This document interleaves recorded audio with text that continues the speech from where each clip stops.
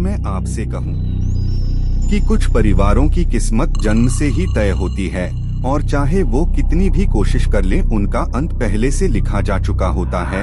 तो क्या आप यकीन करोगे? आज हम एक्सप्लेन करेंगे दुनिया की सबसे डिस्टर्बिंग साइकोलॉजिकल हॉरर फिल्मों में से एक, हेरिडिटरी। एक ऐसी फिल्म जिसमें डर सिर्फ गोस्ट्स का नहीं है बल्कि अपने ही परिवार से है। इस कहानी में एक ऐसी मदर है जो धीरे धीरे रियलाइज करती है कि उसका पूरा परिवार किसी शैतानी प्लान का हिस्सा बन चुका है। और ट्रस्ट मी, इस फिल्म का एंडिंग देखकर लोगों के सच में होश उड़ गए थे। तो लाइट्स ऑफ कर लो, हेडफोन्स लगा लो और तैयार हो जाओ, क्योंकि ये सिर्फ एक हॉरर मूवी नहीं, ये एक ऐसा नाइटमेयर है जो फिल्म खत्म होने के बाद भी आपका पीछा नहीं छोड़ता।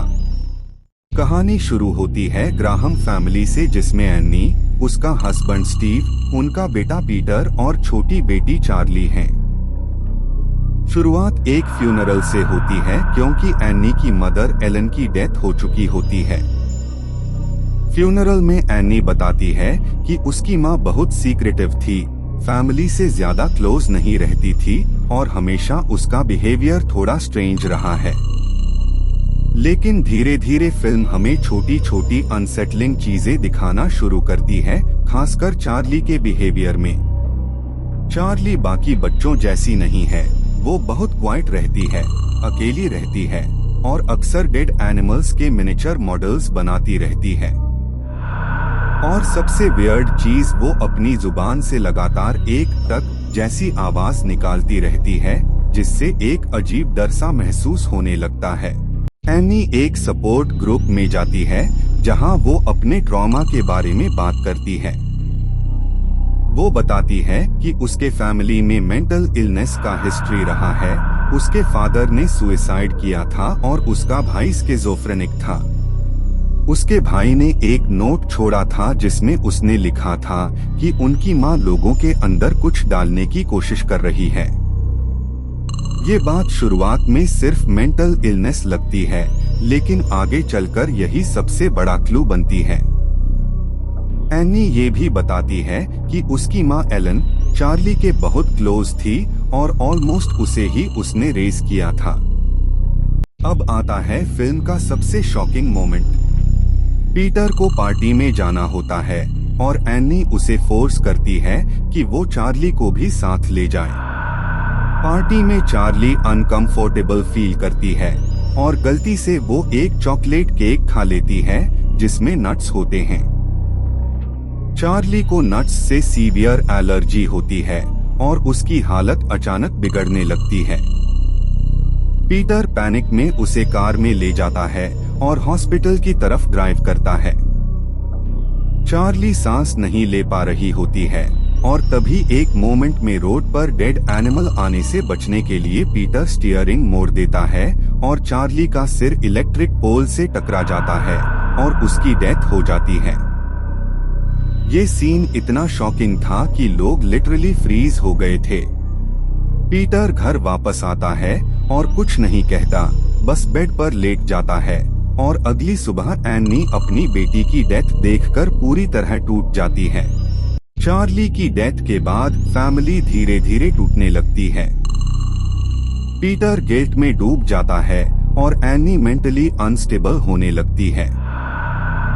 वो स्लीप वॉक करती है और एक रात ऑलमोस्ट अपने बच्चों को जलाने की कोशिश कर देती है, लेकिन उसे खुद इसका एहसास नहीं होता।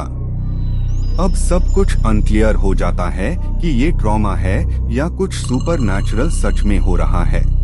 इसी बीच एन्नी की मुलाकात जॉन नाम की एक औरत से होती है जो बहुत फ्रेंडली लगती है।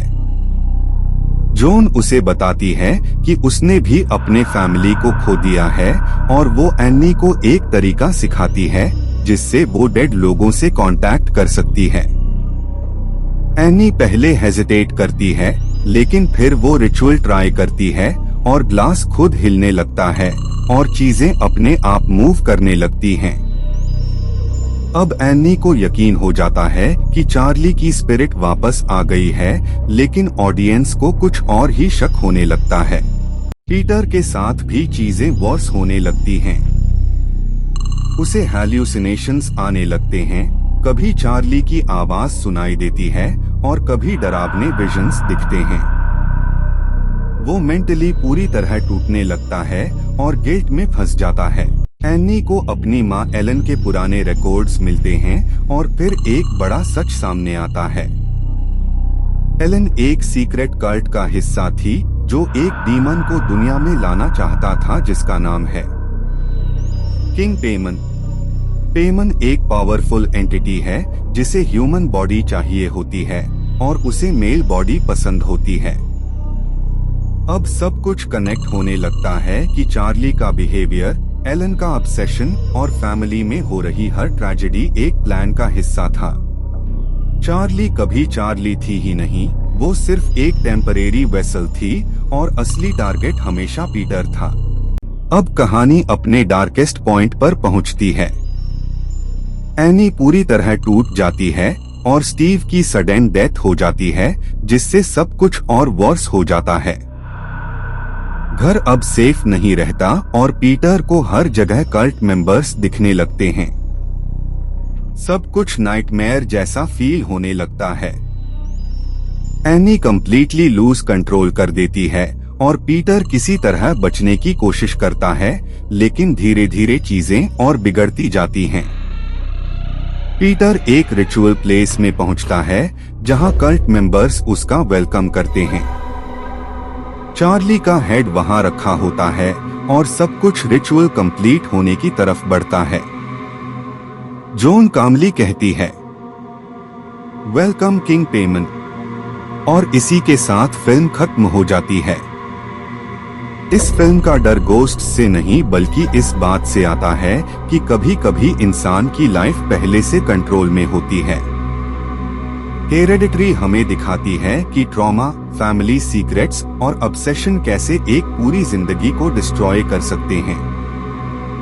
और सबसे डिस्टर्बिंग बात यह है कि इस फैमिली को कभी एस्केप का चांस मिला ही नहीं था। अगर तुम्हें साइकोलॉजिकल हॉरर पसंद है तो ये फिल्म तुम्हें लंबे समय तक डिस्टर्ब कर सकती है।